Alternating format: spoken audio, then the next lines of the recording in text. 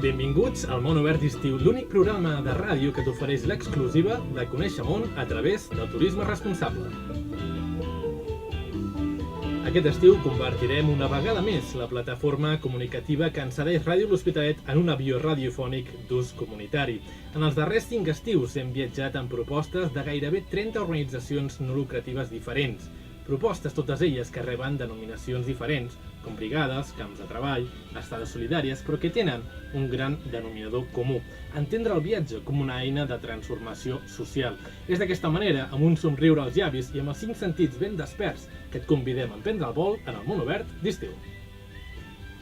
Doncs el Món Obert d'Estiu l'enfoquem al turisme responsable de les organitzacions no lucratives. Què és això de turisme responsable? Doncs ho podem associar a un concepte molt senzill, que és el comerç just. Tothom sap què és comerç just. En aquest cas, la diferència està en què no es desplaça el producte, sinó que es desplaça el turista, els mateixos criteris de sostenibilitat. Són propostes que et permeten, en primer lloc, contactar amb la població autòctona, aquella població que està organitzada, lluita en primer lloc per transformar la seva realitat quotidiana i, posteriorment, per transformar aquesta societat que genera tantes i tantes desigualtats.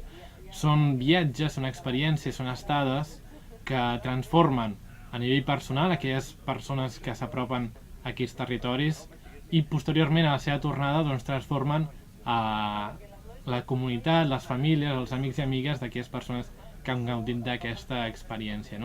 Són eines, per dir-ho així, de transformació social, aquests viatges. I nosaltres, des del Món Obert d'Estiu, durant 2 mesos i mig, mesos de juliol, agost i primera quinzena de setembre, fem un programa d'1 hora a la setmana, on cada programa de ràdio és un viatge diferent, de la mà d'una organització no lucrativa diferent i de la mà d'una, 2, fins i tot 3 persones que venen a la ràdio, a Ràdio L'Hospitalet, i ens expliquen aquesta experiència, que no és un viatge, sinó que moltes vegades és el viatge de la seva vida.